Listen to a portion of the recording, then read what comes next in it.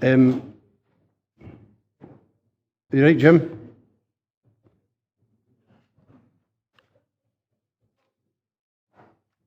Okay, good morning, members, and welcome to Communities Committee of the last Communities Committee of 2019. As you can see from today's agenda, this committee has a considerably enhanced remit, with today's agenda dealing with issues ranging from discretionary rates relief to the deposit return scheme and contaminated land. Move on to the SEDERUNT apologies. Claire? Okay, thank you, Chair. We've got 19 members present this morning. We've got apologies from Councillor Drysdale. Can members of is Councillor Wilson an apology? Yes. Declarations of interest? Sean? Thanks, Chair. Yeah, I'd just like to declare an interest on item 15, but I will be staying in for the report, work on the sites in question in the report. Thanks, but you're staying in the room, yeah? Sean? But you're staying in the room, is that what you said? Thank you.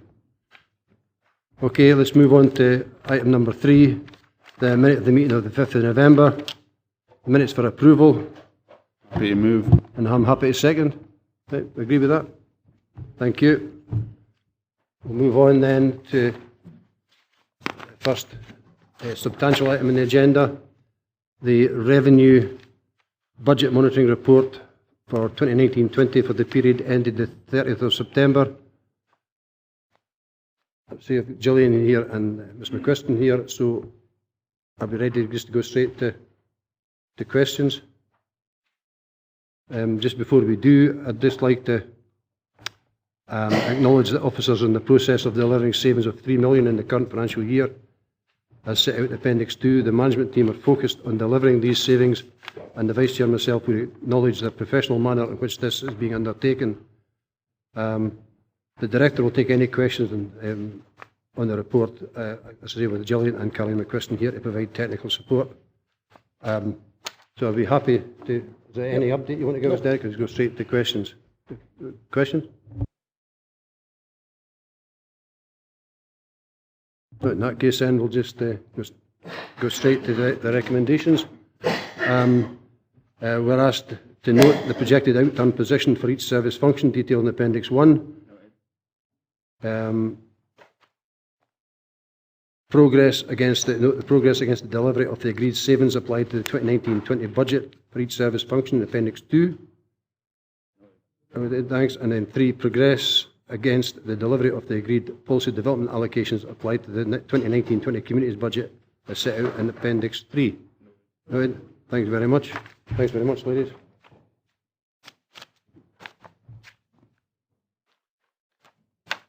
Okay, we move on to item 5, the Vehicle/Fleet Asset Class Capital Programme 2019-20 to 21-22. Report provides members with an update in relation to the delivery of the Vehicle/Fleet Asset Capital Programme for 19-20 from the 1st of April to the 30th of September. I'm particularly pleased to note the action we are taking on the climate emergency, particularly that 10% of our fleet is now electric. There is a long way to go, and this committee will be regularly updated on progress. Richard is here to take any questions on the report. Richard, have the two of you got anything to update? Nothing to add, Chair. Okay, so ready to go straight to questions. John Young. Thank you, Chair.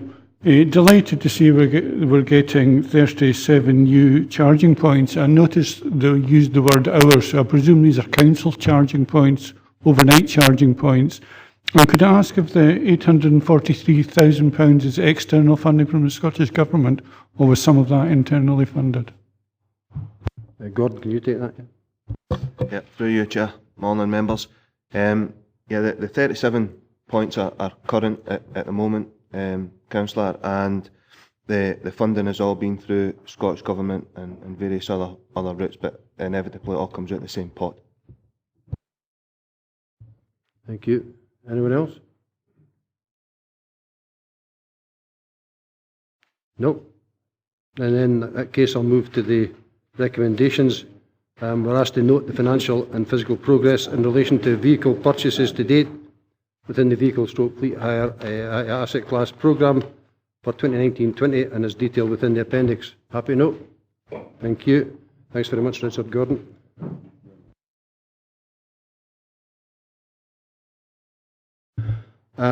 Moving on to the Capital Investment Strategy Land Asset Class Capital Programme, 2019-20 to 21-22.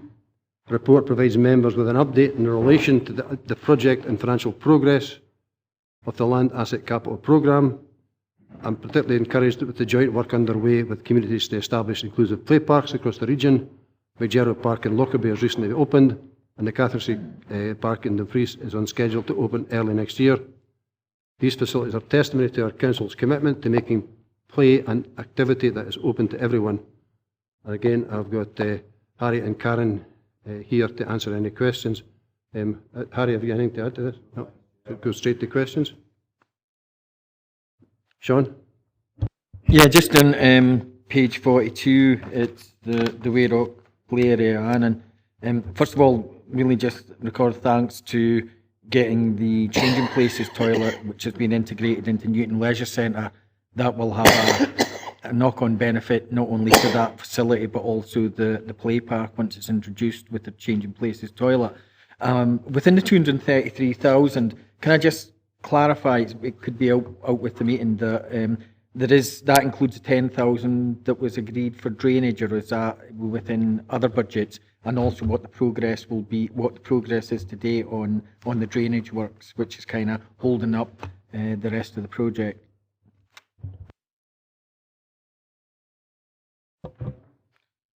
Thank you, Chair. Councillor, just to confirm, the drainage is a separate budget line, and officers are currently working with colleagues within the road service to progress that drainage works. Hopefully in the next couple of months, officers will keep ward members up to date with that as it progresses. Thank you. Thanks, Karen. All right with that, Sean? Yeah. Anyone else? In that case then, sorry, Andrew? Sorry. It was really to get a better understanding of the Morton Cemetery drainage and also the other one in Wigton. I mean, what's creating the high cost of doing this drainage work?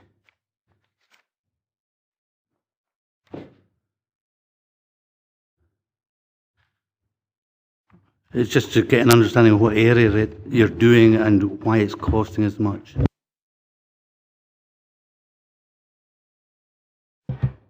Okay, thank you, Chair. Councillor, in terms of the Morton Cemetery, that is currently sitting with the engineers, and I don't have the specific detail, but happy to provide that to you after committee, if that would be helpful. In terms of, is it the Shuken Cemetery you're referring to in Wigton? Yeah. Shuken Cemetery, that's been a historical flooding issue within what is a closed cemetery. The works for the drainage are now complete, but as stated within the report, there is further works to progress. Once we finish that drainage works, further works required on the raised beds just to conclude the work. Thank you, Chair.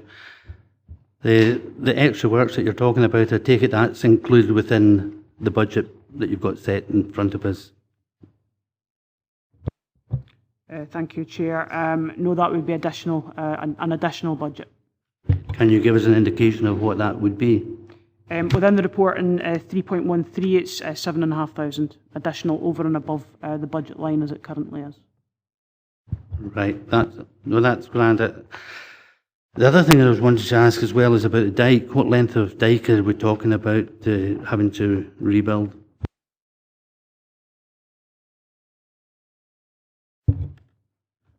For clarification, that's on the Annandale Eskdale Dornoch Cemetery wall. Is it a wall or a dike that we're actually talking about?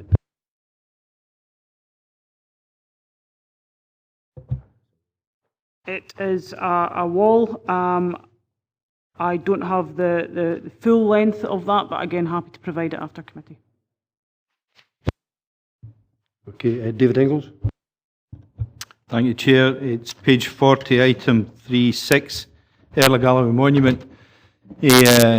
Upgrade. This has been in the papers for quite a while now. It says it's anticipated that this work will take place between January and March.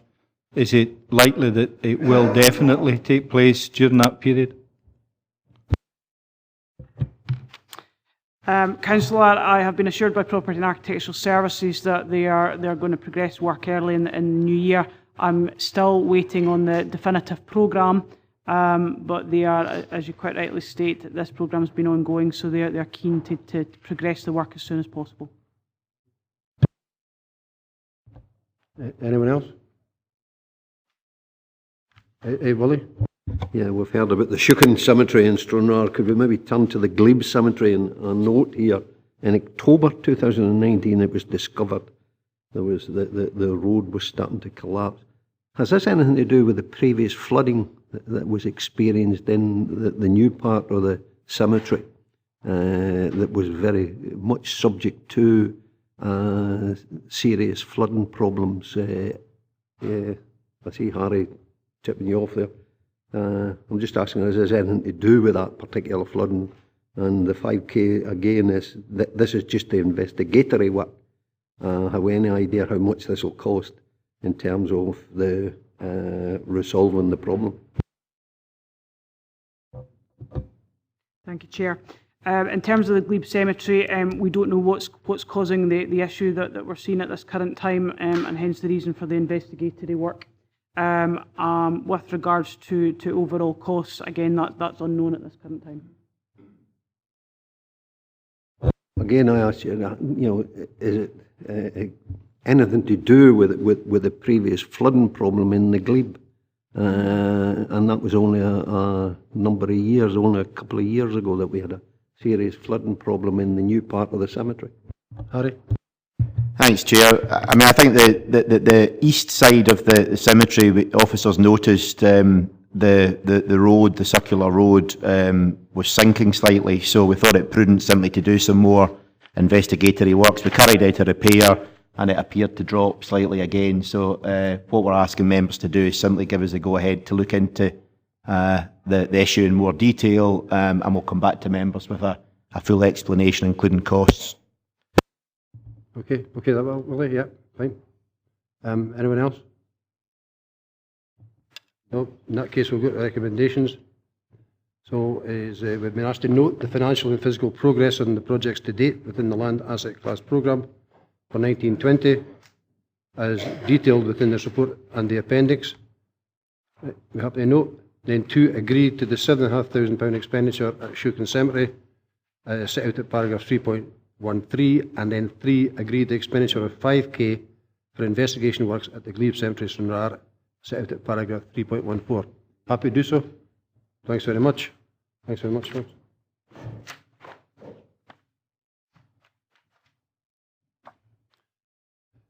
Okay, we move on to item 7, the Infrastructure Capital Programme for 1920, progress update on significant projects.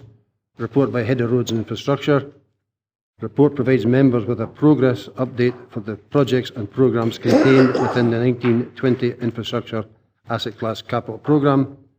This is a comprehensive report and addresses issues including flood protection works, repairs to infrastructure, and investment in non-motorised travel. Active travel plays a key part in tackling the climate emergency. James and Brian will take any questions on the report. James, have you anything you need to add to this? Nothing to add to the report, Chair. Thanks very much. So we'll go straight to questions. Dougie?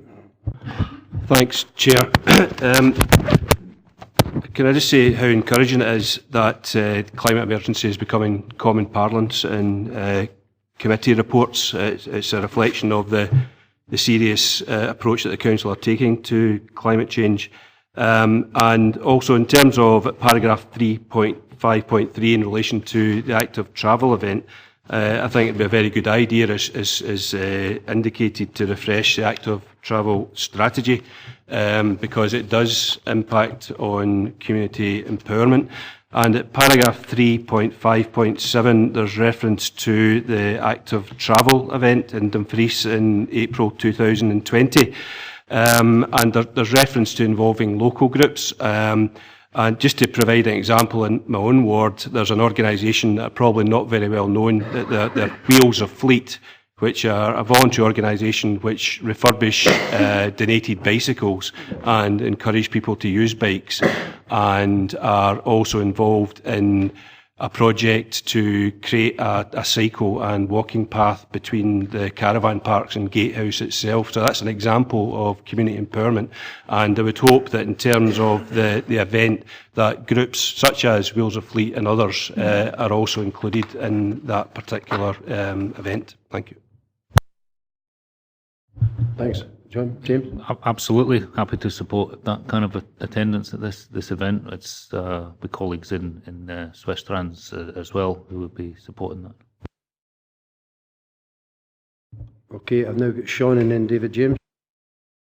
Yeah, mine's in relation to 3.6, and the B725, the Browell Bridge.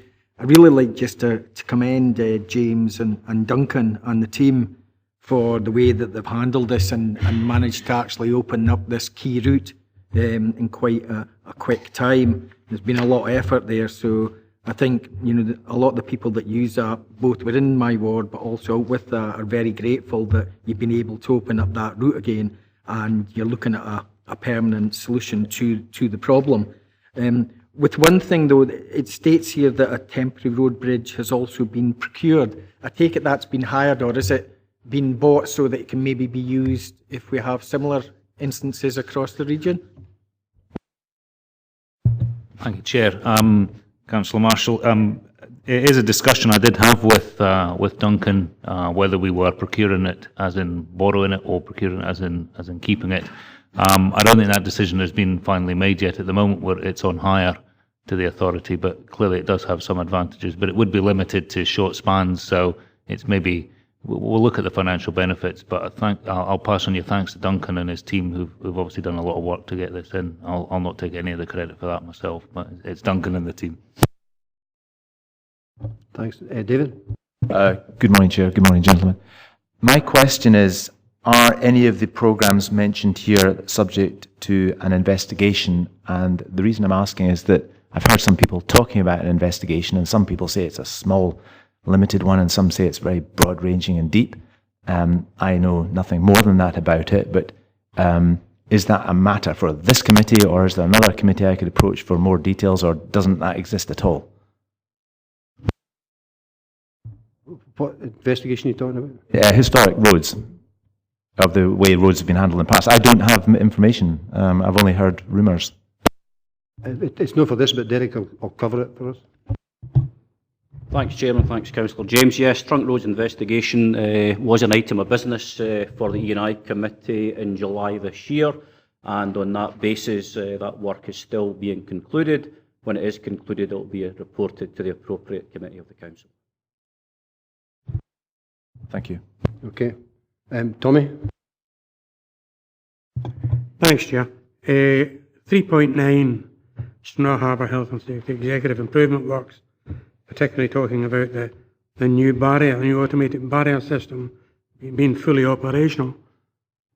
Firstly, I would ask, have they checked with Stranraer this morning to see if that is still the case?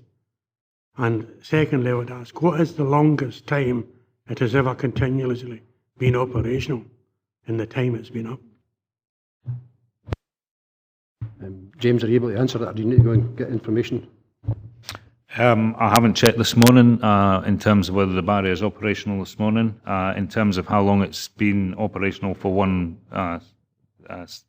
individual piece of time, I would quite happy to take that away and ask my colleagues within engineering design and the Harbour Service and come back on that, but I can't give that information at present, Chair. No, I don't think it's reasonable. I think that's a reasonable suggestion. So, Tommy, though, they can get it and bring it back to you, okay? Do you want to share that with the whole committee, James, or just the members it directly affects? The whole committee? Yeah. Take your direction, Chair. Might as well, yeah. Anyone else? Willie? Yeah, Chair, it's a pretty omnibus report. Could I turn to page 56, 3.7.13 and 3.714, and this is in relation to 3.7, the Reboa Coastal Road closure.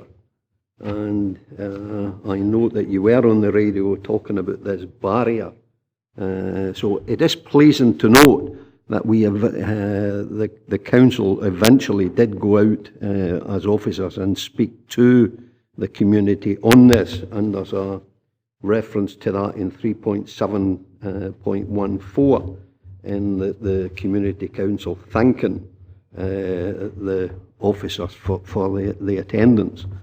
But the issue with the community, and I didn't make that meeting, but the issue up to that point was the rock armour, in that they felt that rock armour was enough, and I know it's in the report that the officers don't feel that's sufficient to stop the stones and everything else coming onto the road.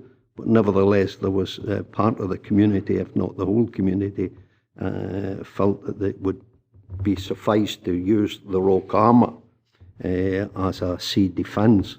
I just wondered, and there is reference, is it really necessary to move to the complete closure? Because when we look at, and there's reference here, where the engineers are to come back in 3.7.15, the engineers are to come back in terms of the alternative, and the alternative is really quite narrow and requires a lot of engineering as the community see it, in creating passing places and so forth. So it's that one against the rock armour. Is it really essential? And I'm anticipating the answer back is yes, but nevertheless maybe we get an explanation in terms of the closure of the whole road and what is the alternative as a very narrow road that needs a lot of engineering on it. Chair, I'll come back to my second point rather than taking them all at once, if you don't mind. Thank you, Chair. Thank you, Councillor Scobie. I mean, with reference to the use of rock armour, we've used rock armour principally along the route to avoid damage to the road infrastructure and the existing walls that currently retain the road. It's a useful tool to prevent erosion, but as water levels are generally on the rise and predicted to continue to rise, rock armour itself will not prevent that water level, static water levels or storm-generated water levels exceeding the road level, particularly in the Kilstay Bay area. So rock armour has a purpose. It will break up some of the energy and it will reduce the impacts of some of the events impacting upon the 716, but in terms of actually preventing flooding, it's not a solution to preventing flooding of the 716, and therefore it's the view that the most sustainable option is providing an alternative route, improvements to that alternative route. The survey works which have just recently been completed on locations for passing places, and putting in place measures that will allow the section of road that is most susceptible to flooding to be closed, while maintaining access to as many properties as possible from the 716. And as you'll see from the report, we're also engaging with a landowner to create a route for those properties that are within the closure section.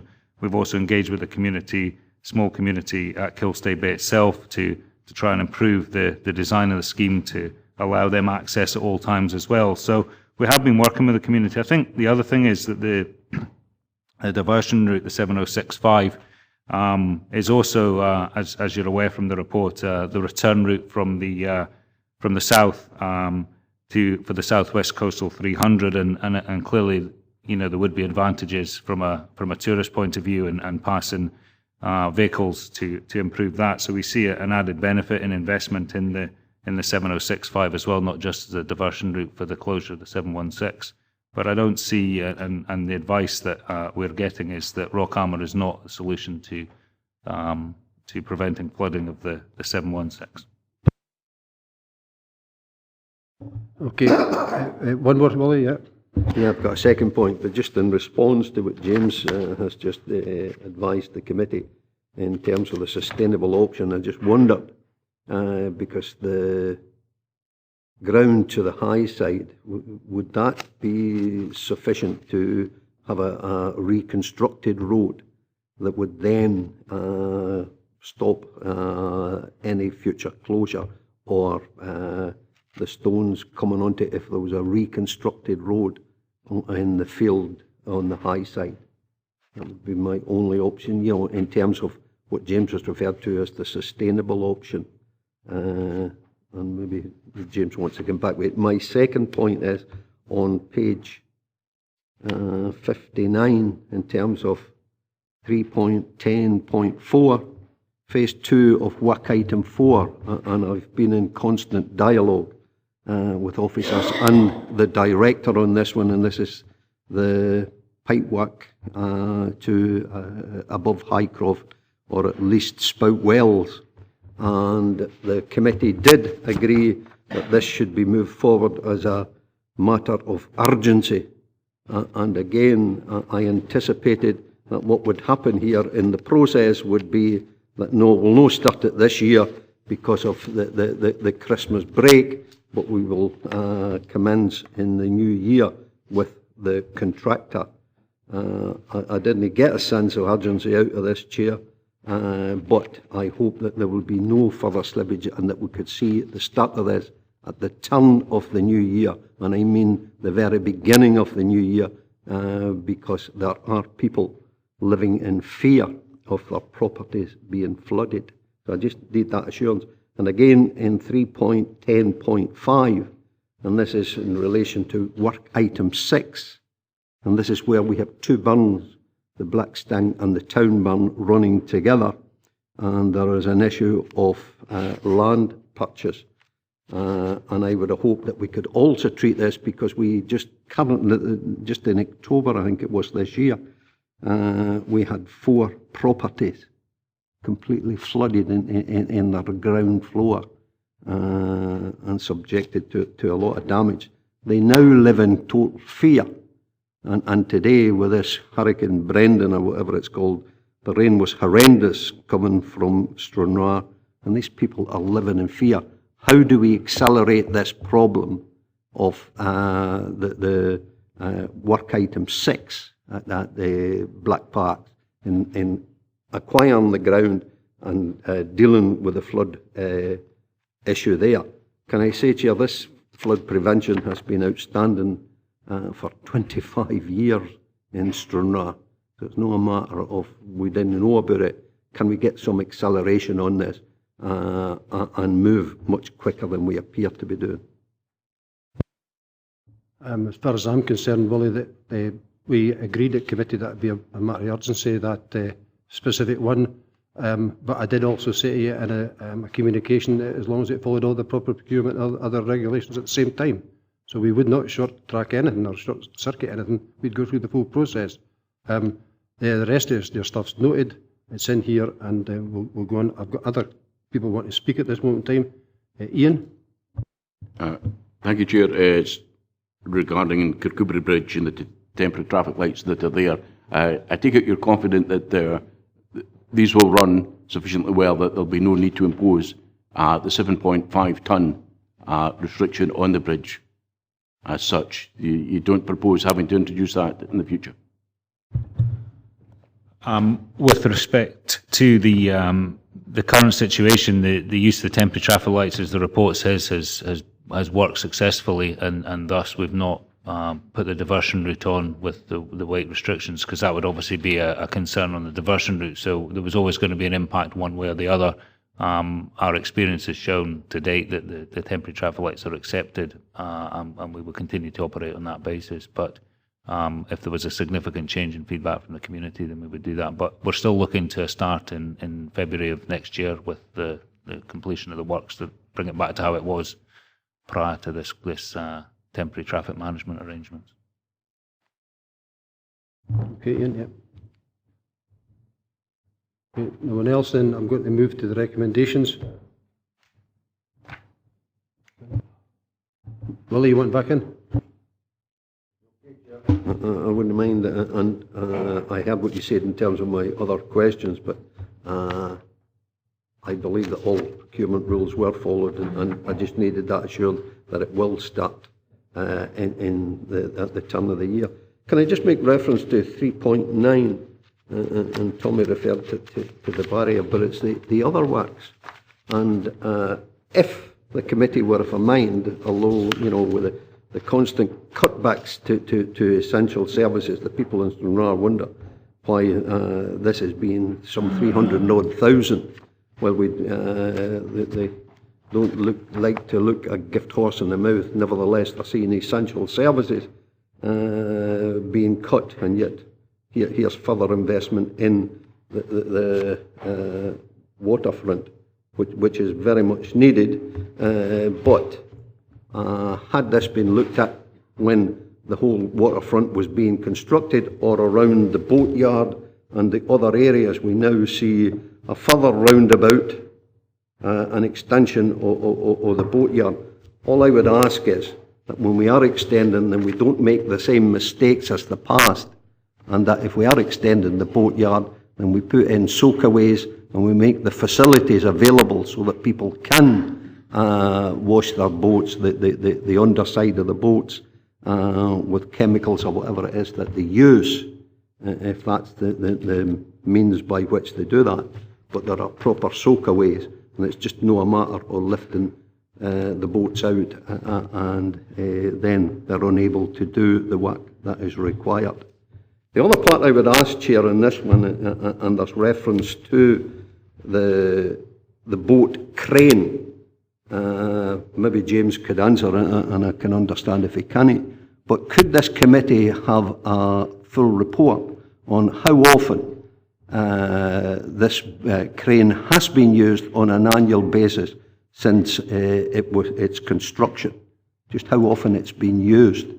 I think when it was first put there, the lifts would be, if memory serves me correctly, about 30 per year, just to break even. Could we have an update on how often it's been used?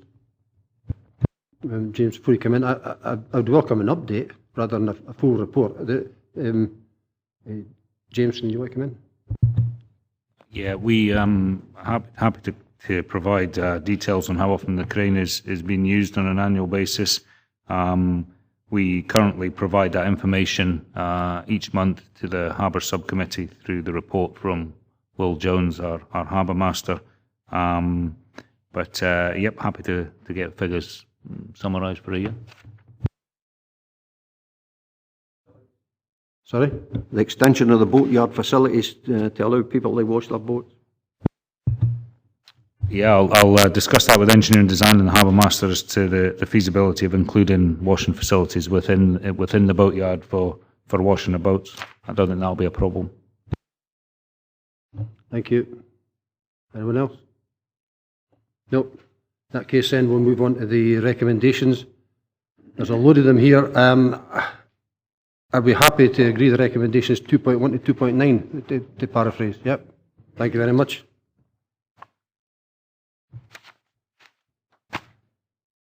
Okay, now we're moving on to item number 8, the Scottish Water Section 7 Memorandum of Understanding. The report provides background information with regard to the adoption of a I'll just call it MOU between Dumfries and Galloway Council and Scottish Water with respect to joint liabilities for the maintenance of sustainable or SUDS schemes, which receive both curtilage and road drainage. I've got Brian here with James to answer any questions. Is there anything you need to add to this, Brian? No, I've nothing to add to the report, Chair. Thanks very much, Brian. Can I go straight to questions then?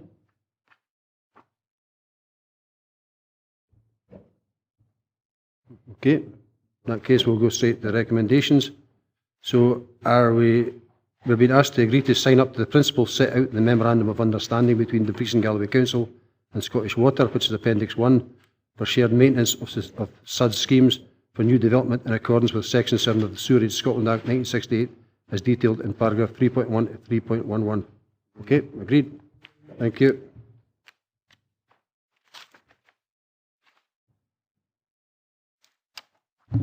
Consultation, item 9, response on the deposit return scheme for Scotland Regulations 2020. The second consultation on the deposit return scheme is for members to consider today, and as you can see, the draft regulations are likely to bring real benefits, while at the same time will require considerable logistical planning. Again, I've got James take any questions on the report. Kind of reminds me collecting lemonade bottles beside the River Tweed when I was a boy, but that wasn't yesterday. Have we any questions on this? David? Yes, thank you, Chair. I'm on page 79, and the DRS will act as a driver to change. But surely in Formula 1, it's the driver that changes the DRS. And in 3.34, we're looking at the concerns, and I would have thought one concern would be smuggling from or bringing in from other areas bottles that are marked appropriately or not. So are we to understand that only in Scotland will the bottles be marked in a way that they can be identified as part of the DRS scheme? Yes, that's the proposal. It will be something along the lines of barcoding, but the draft legislation requires the producers to identify the material they're going to sell in Scotland, so that when it gets returned, it can be specifically it's relevant. It's part of the DRS scheme as opposed to something that's come in from another part of the UK. Thank you. Thanks, Chair. It's not for today, but it's merely a logistical thing. I live immediately adjacent to the biggest store in a high street, and it's a terrace row. And I wouldn't want to see a collection of containers suddenly appear at the front door adjoining my property in the middle of a conservation area as receptacles for these different deposit return types, whether they be metal, glass, or whatever. So are we going to ensure that legislation requires these folk to contain these things within the premises or at the reader premises and no finish up clutter in every high street in Sanker? Dumfries and Galloway. Where did you come from? I tried not to say Sanker as well, but you know that for me is the issue. The deposit return scheme is fine, but no, if there's a consequence that impacts on the wider community. Ralph? Yeah, I mean, it's a very valid point. I'm not sure what influence we have over that. I'm sure there's something that we can prevent people cluttering up pavements, but I don't know what influence we can have on that in terms of the draft legislation. And just come back to, that will be part of the consultation, and the Scottish Government introduces legislation, or someone does, to ensure that doesn't happen, because we can't have a negative impact on a very good, positive process. I'm trying not to hard say it might be an improvement in some places, but I think, Ralph, if there's a way we can insert a couple of sentences in there that would actually highlight our concern about where the storage waiting for onward movement of the return deposits would be useful. Can we do that? I mean, just picking up on that, one of the challenges with the deposit return scheme is that retailers that bring that sell the product have to offer the return, the deposit return, and therefore the product that they've got back in, they won't be refunded until such time as that product's returned to central processing facilities. So it's unlikely that, you know, for example, a pub may keep a wheelie bin full of bottles outside the pub. This won't be the case with deposit return, because the value of those bottles at 20 pence each will only be reimbursed to the retailer when they're collected and returned to central process and counted. So in fact, it's more likely the retailer will keep the products that they collect within their premises in a secure facility, because clearly if you've got 100 bottles at 20 pence each, well, you do the maths, but that's... No, if the cabinet's locked, then they'll get in to steal the bottles if it's a big container. That's no really a solution, James, and saying presumably isn't any use either. I think it may be misunderstanding here, Jim. This is for people returning them back into the merchant, and the merchant will store them. So it's not for members of the public. No, that's what I'm saying, Chair. And James is saying the merchant will make sure members of the public don't steal the bottles, but that might be by putting a big container outside while locking it. We could put in the concerns of the committee if the committee is minded that way into the consultation, I'm sure. It allows for that, James, doesn't it? Yeah. A comment there? Quite happy to add those concerns. I think if a merchant came and said they wish to put a large container on the footway, or within an area that was subject to planning constraints, then there would be a planning response on that we have anyway. So we clearly wouldn't want to block a footpath with large containers permanently in place. Sean, did you want in? Yeah. Yeah, just on that point, I've kind of experienced it in Germany, and I think it's a hole in the wall process where you put the bottles in, and then it must go to a central, it must record it back to the business that sold it, but probably that's the way that they would be done. But if not, it's something maybe we could recommend, that we would like something like that, like the hole in the wall.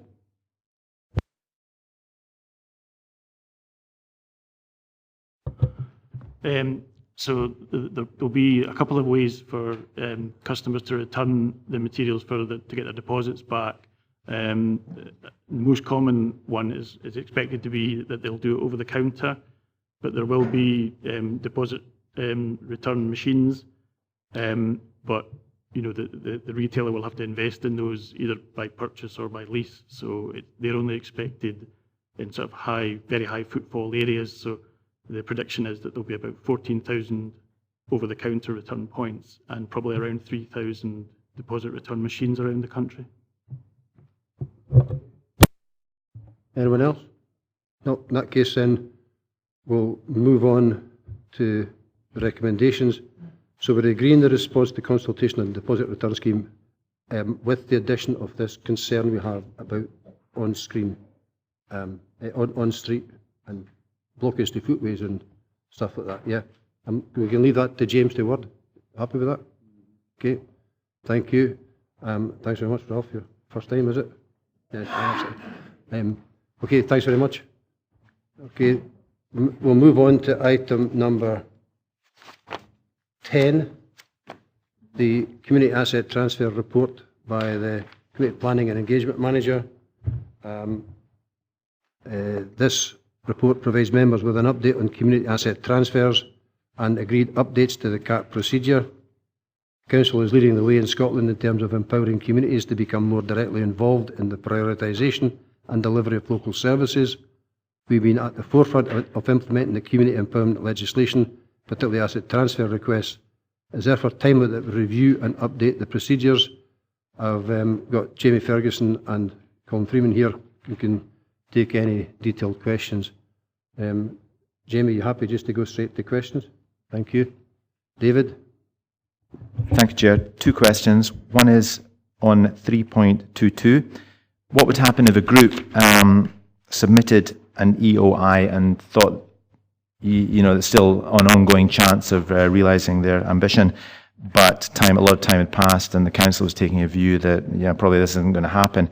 Who would actually bring that to an end in that situation?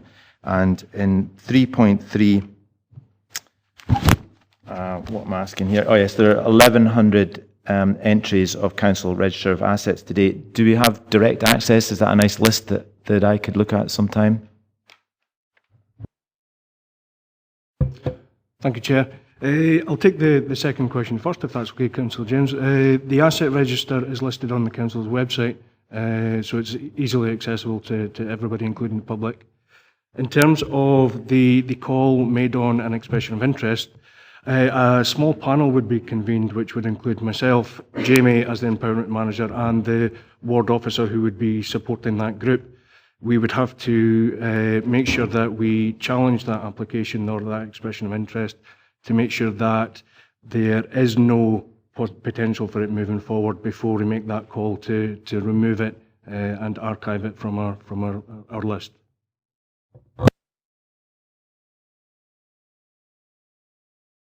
Yeah, Chair, I'm looking at this as a procedural matter and taking us through the asset transfer. And I note in 3.15 that on the 27th of June, it was actually the Finance, Procurement and Transformation Committee that would take the ultimate decision and not this committee. And for those who serve on the Finance and Procurement Committee, they will know what I'm talking about when we say we've been inundated with correspondence in relation to one of the asset transfers that has gone through to a decision stage. And we were perhaps in the unique position in Scotland where there were two community groups vying for the same community asset. And I'm looking at 3.2.3, and this is a timescale put against the whole process of a decision can only be extended by mutual agreement by the group making request and the public body. And we did take a decision on an asset transfer at the Finance and Procurement Committee, but again, it's coming on to page 89, it's the communications thereafter, and I know it talks about frequently asked questions and so forth, and questions are continually asked of the council in the main as to where do we go with this, given that there was a stage 2. Can we build in here, and there is an appeals mechanism, or there should be, can we, that when we get to that situation, and hope we never get into a situation like what we've got in the current one, that we do communicate and we respond to communication that comes in asking questions of the process.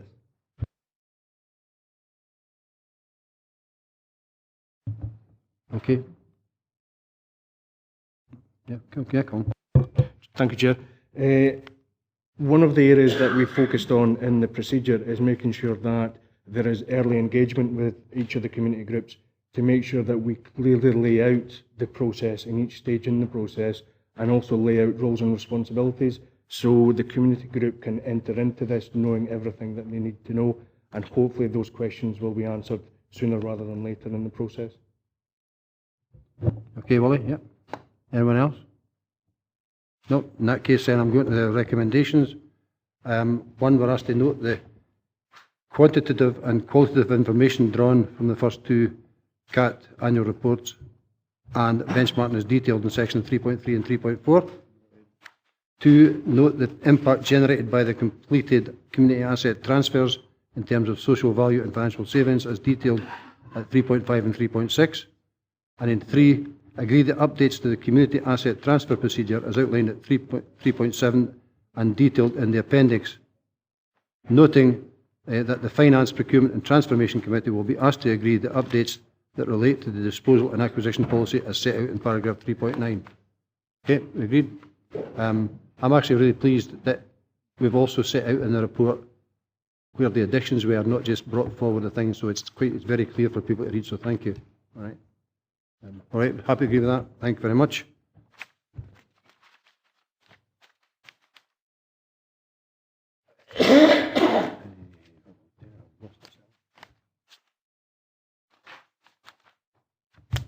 Okay, we'll move on to item number 11, the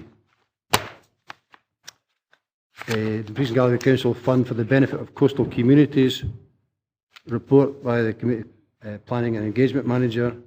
The report invites members to agree the arrangements for a Dumfries and Galloway region-wide coastal benefit fund, and I've got Liz here to take questions on the report. Liz, is there anything you'd like to add at this stage? Thank you. Right, we're good. Happy to go to questions. Matthew? Thank you, Chair. It's just a quick question about existing organisations proposing new projects for you, and whether they're going to encounter problems proposing a new project because they're an existing organisation. Any clarification on that would be really helpful, thank you. No, that's certainly something we checked with Marine Scotland, and there's no problem at all with existing organisations applying for new projects or initiatives. Okay, Matthew, yeah. Willie, and then Dougie Campbell. Yeah, Chair, and I did attend a seminar, seminar when we were looking at this and looking at how what could be best use of this £309,000. And while it was not a decision-making body, and I recognise that, the issue that came out for me was that we would maybe look at this as a money that we could use in a strategic term, that we, rather than looking to put the 309,000 where it may not be best used, we would look at this as a strategic project. And there were two examples given, both of how we could get yachts to come up the west coast of Scotland rather than cross over to the Irish side, and the other one was a coastal pathway. If it's the wish and the will of the community that they want to put this out so that all the community groups can bid in, how would this impact on the council taking a strategic approach and maybe on 1-2 major projects? Yes, you'll see at the bottom of page 139 that drawing on the discussion that took place in the members' seminar, that the intention is that the majority of the fund will be used for large strategic projects. But recognising, I think members identified, there may be some very small one-off projects that community groups would like to apply for. So the intention was to keep about £50,000 for these very small projects. Now clearly that means you've got a gap in medium-sized projects, that there's nothing between 5,000 and 50,000 in terms of the proposed eligibility. And there's that would obviously leave about 10,000 unallocated, and you'll see that the last sentence there is suggesting that there might be some slight variation in that depending on the applications you receive. So to pick up the point that was raised at the seminar, the majority of the money, the proposal is that it goes to large strategic projects. But that's very much in your hands today about what decision you want to make about how you use the money. Just before you come in, can I just ask you to clarify, Liz? I've got that. So would the intention be that we'd be able to via between these different budget headings? Right, okay. Okay, so I've got Dougie and then Rob. Thanks, Chair. I particularly welcome the inclusion of, and the criteria of the adherence to council priorities and the climate emergency declaration, which of course will be in advance of a specific council priority on the climate change commitment that we've made. There are a number of coastal communities in my ward, in Gatehouse, Auchencairn, and also in Dalbeattie, fledgling climate groups which will particularly welcome the establishment of this fund, and already they're looking at projects that they can put in place themselves in support of what the council are doing. And my question is what effort are we going to put into actually publicising this particular fund and ensuring that all these coastal communities are aware of the funding that is going to be in place? Yeah. Okay. Certainly we'll be using a number of different routes to advertise the availability of the fund. You'll see in page 141 there's a list of community council boundary areas that would be eligible, so there'll be some direct mailing. Third sector, Dumfries and Galloway, and ourselves both have web information about available funding, and we have officers who promote and advise community groups. So we'll certainly be using a number of routes, as well as more traditional sort of media, press releases, etc. Dougie, just before you go, just for the recording, this stretches everywhere from the port at Cairnryan right to Gretna. Am I right? It's a whole region thing. So. Dougie, come in, yeah.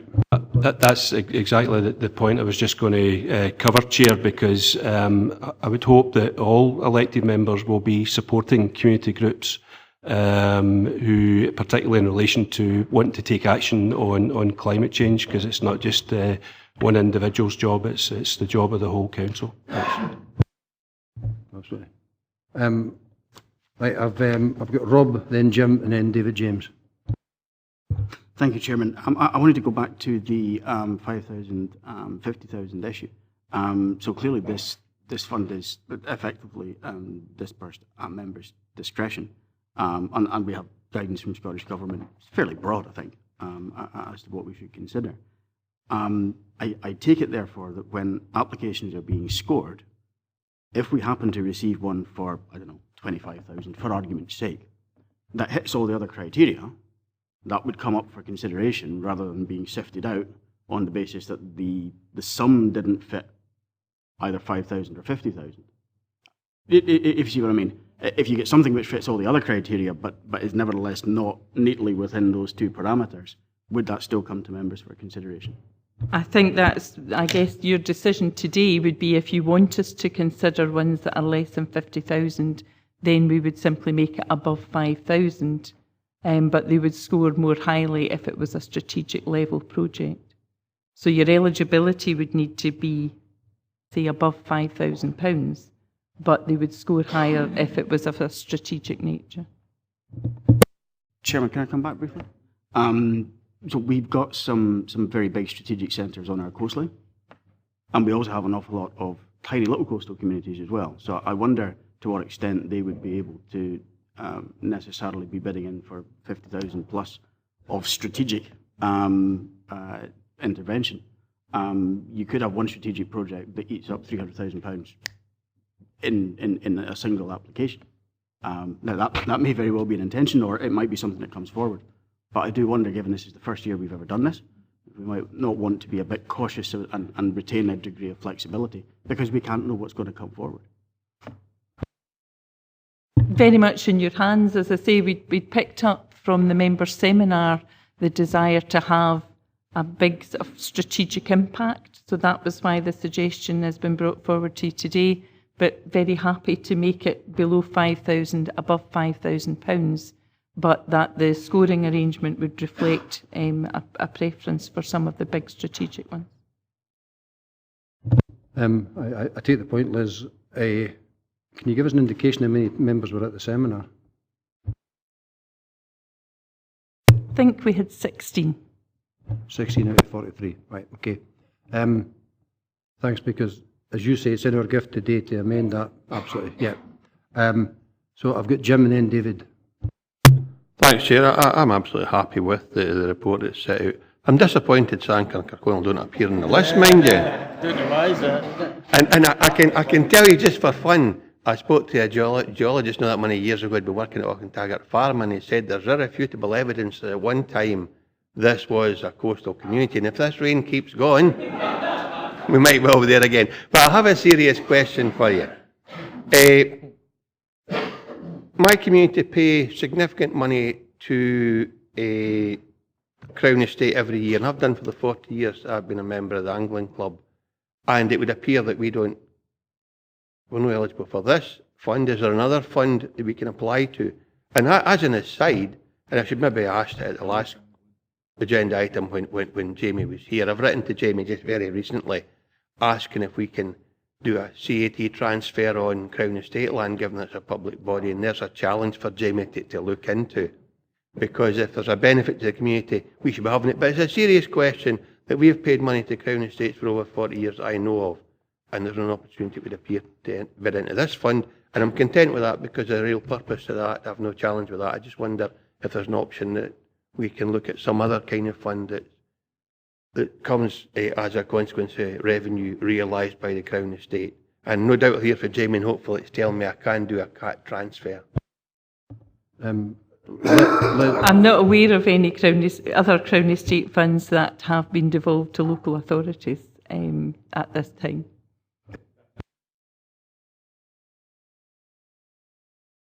Thank you. I was one of the 16 that attended the seminar. I must say it was like an object lesson in how to run a good seminar. It was clearly laid out what we were discussing, how we would discuss it, and the councillors stayed on point for once. It was very good, and the outcome was the 250-50 split, which I thought was excellent. Yachting was mentioned as an example of a strategic type approach, as was the coastal path.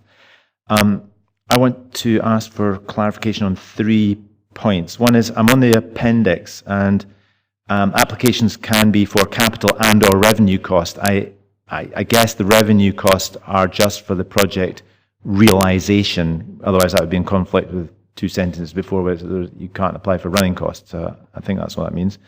And under awards, we seem to be maybe moving towards lowering that threshold of 50,000 to 5,000. I think that's good, because I can imagine a circumstance where a big project would actually require a feasibility study in advance, and you know that feasibility study might cost less than 50,000. The third point is on the last sentence on the first page, and however, depending on applications received, this balance may be varied. I think that's premature to put that in. We would have the ability to change our criteria as our ratings or as time went on, and given that there seemed to be a willingness to go for big projects, it'd be a shame if we started tinkering with it soon, because we might not have a big project for 2 or 3 years, but in the meantime this money would be stacking up to quite a considerable sum, so it'd be a shame to foreshadow that just at the outset with too much flexibility foreseen immediately. I'll cover the very last thing first, because that's when I asked about varying between the budgets, David. It means we can move some of the 250k to smaller projects, £5,000 projects. If personally, I'd rather we had. Well, personally, I'd have the opposite opinion, because I think and the seminar felt that the strategic case was very good. If we could invest £1 million and make 10 million from it, it'd be very good. And therefore, I just want to put it on the record that I would like the split as proposed, and wouldn't favour questioning it right from the get-go, because for the reasons I've outlined. Thank you. I think just the points that have been made earlier, that we really don't know what you're going to get in terms of applications, and rather than tying your hands with something, we want to make sure that you've got that flexibility come April, when you see what applications that you've received and the scores that they each make, so that if you choose to, you might want to via some additional money either way. Sorry, for clarification, we can always change, can't we? We were told that at seminar, but I mean, I think we should embark on the process we foresaw there. I mean, there may be other opinions from people who weren't at the seminar, but that was certainly the way of feeling in the room, and it would just be a shame to undermine it right from the start by questioning it. I think the intention is clear that it's 250 and 50,000, so I think that's certainly what we'll be publishing, that that's how we see the money going. Absolutely, and just keep me right, Liz, this will be an annual recurring thing, but the value we won't know until each allocation comes through, is that right? Yes, that's right. We don't know the exact amount, and there certainly is the Scottish Minister's expectation, is how they phrase it, is that the money will be used each year. So although we can carry it over, I think they're accepting that because the notification perhaps was a wee bit later this year, that we can carry it over to next year, so long as we've agreed our process and we're sort of partway through the process, we can actually carry the money forward. But there's an expectation that it's used each year. Quickly, if I may, I think for the benefit of people who weren't at the seminar, we thought that we would be carrying over this year into next year. So next year is in fact double in the year of the coast, is it next year? Which was quite a happy. Yeah, it may be. Obviously, it's up to us to decide when it's going to be implemented. So it'll take officers' time, it'll take application time, everything else. You're absolutely right. The seminar is right if that's what it came out with. So we are where we are, but it'll be this allocation, which, as Liz said, can be carried over if it's unspent. So they don't mean the whole thing normally. I would suggest that we mean if there's a few thousand left over at the end of a financial year, it would transfer across to next year's. Chair, I think... No, David, stop. Just a minute. I've got other speakers wanting to come in. Okay, and you can come back in later if there's another question. I've got Ian Blake, Matthew, and then Andrew Wood. Thank you, Chairman. I would agree with the comments. It was an excellent seminar. It really did explain the matters, and it was a good discussion. I was quite happy with the suggestions, although I do agree with Councillor Davidson. If a bid came in at 25,000, why should we exclude it because of its value? So it might be sensible to have the £5,000 and above, but again reflect the scoring. I think that would be sensible. We also saw the difficulties in trying to spend any of that money this year. By the time it was publicised and go through the process. So I think starting with effect from 2021 is also sensible. Thank you. Okay, I don't think there's any comment needed for that, Ian. Thank you. I've got Matthew, Andrew, Rob, and then Willie. Thanks, Chair. You pretty much covered it, Chair, with the question about the money not accruing, but repeating each year. Can we be in a situation where we don't tie our hands? Can we make the assessment each year as a group? Because it may be that there's one really great strategic project comes forward in 2 years' time, and I know we don't know what the monies are either, so that the level of flexibility that Rob's talking about and that Ian's agreeing with, I completely agree with, because we could be very, very sensible with it. Thanks, Chair. It's just on page 140, when you're looking at the timetable, it's just below the halfway mark. You're talking about week commencing Monday the 30th of March, officer scoring panels. Would this be an opportunity to apply our social value engine? Liz? Yes, we could certainly introduce a different way of giving you additional information about scoring, and yeah, that would be absolutely great, yeah. Okay, Rob? Thank you, Chairman. I think we do have a degree of agreement on this. I regret not having been able to attend the seminar. You'll have been aware that I had some concerns about the first two eligibility criteria, but I have to say I feel that those have been very much resolved by the reminder, very timely reminder, that we should draw a distinction between an existing project and an existing organisation. We're talking about existing projects underway and already funded not being eligible, not organisations that might want to bring something forward. I think that distinction is really important. Very grateful for it having been raised, because it actually escaped me when we were debating this. But on that basis, I think we should go with what we have here. It would seem to be very sensible. Although I would maintain the slight concern about the 5,000, 50,000 split on the basis that we can't predict what's going to come forward. And I would hate us to be in a situation where we end up with something that's actually really good, and we've said to every applicant that this is the system that you're applying under, and for us then to make a decision which is nevertheless entirely at our discretion and within our gift might seem a bit unfair and unreasonable to other applicants.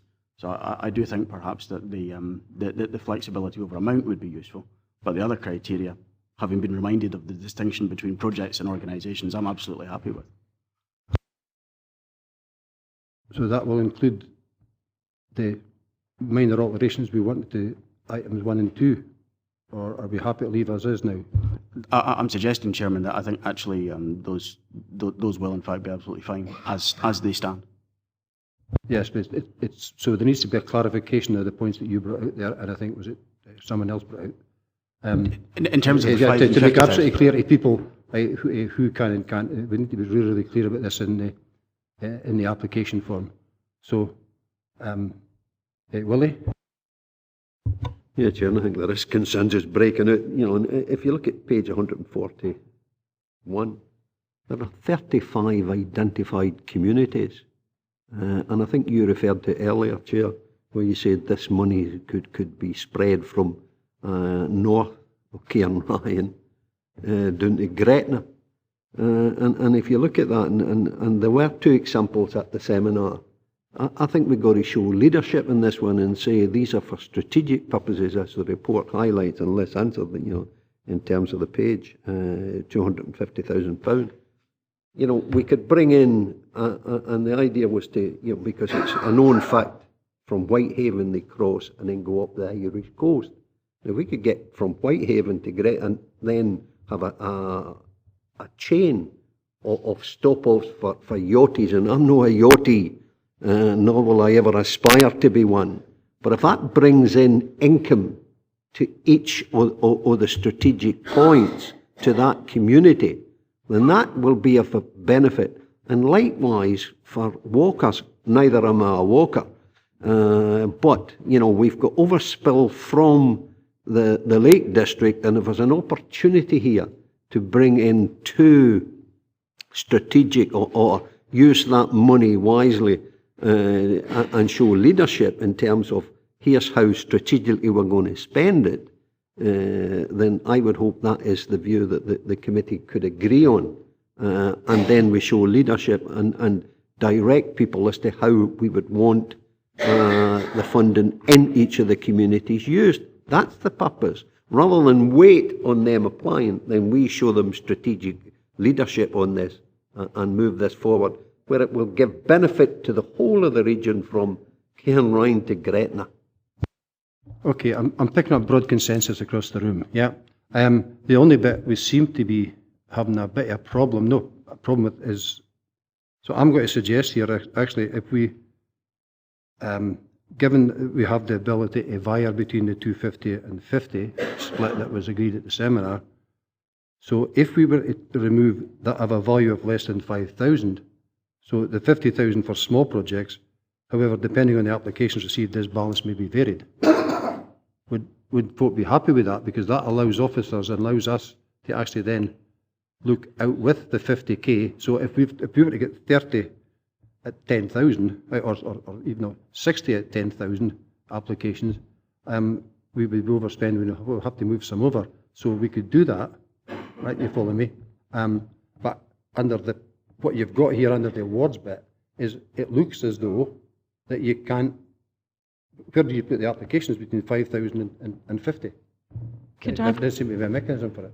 Could I perhaps suggest that in the awards section that we're saying that the 250,000 of the fund is allocated for strategic projects that have a value of more than £5,000, and that in the criteria, the scoring framework, and in the publicity and promotion, we promote strategic bigger projects at a value of £50,000, which means that we're not excluding anybody from applying, but your aspiration that there's some big positive impact strategic projects would be realised.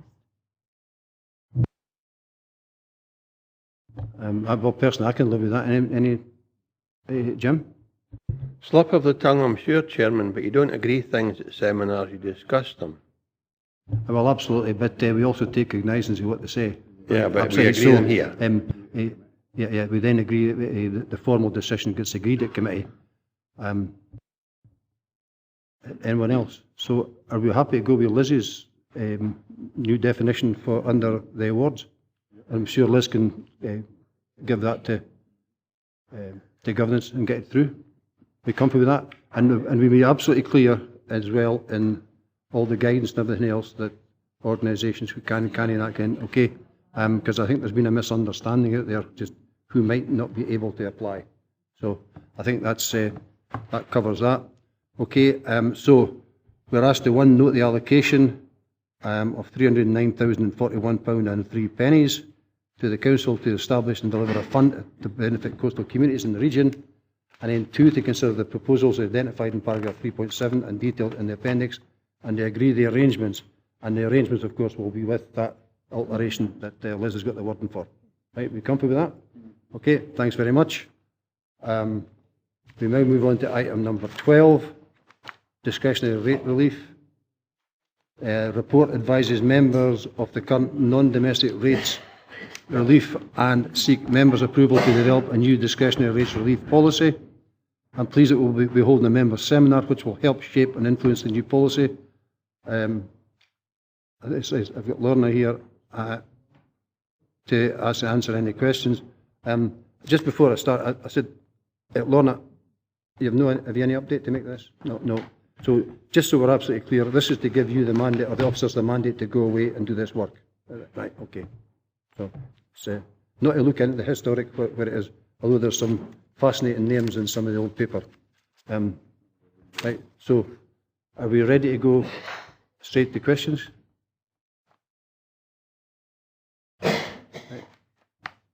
So I think, are we happy then to move on to recommendations and agree, due to the factors outlined in paragraph 3.3, to review the current non-domestic rates discretionary relief policy? I agree. And then agree to a member seminar on non-domestic rates discretionary rates relief prior to a further report being submitted to this committee with a revised non-domestic rates discretionary relief policy. Okay, we agreed with that? Right, thank you very much. Thanks, ladies. That was quick, short.